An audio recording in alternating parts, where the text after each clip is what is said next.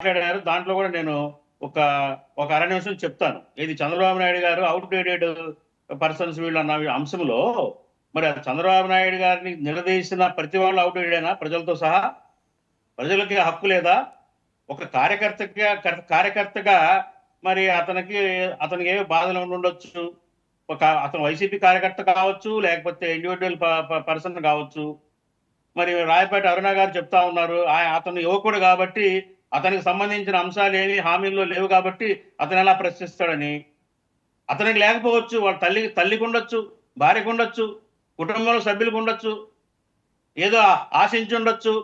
ఈ హామీల ద్వారా ఏదన్నా మా లబ్ధి చెందుతుంది మా కుటుంబానికి అనే ఆశ ఉండొచ్చు. ప్రశ్నించడం తప్పే ఉంది.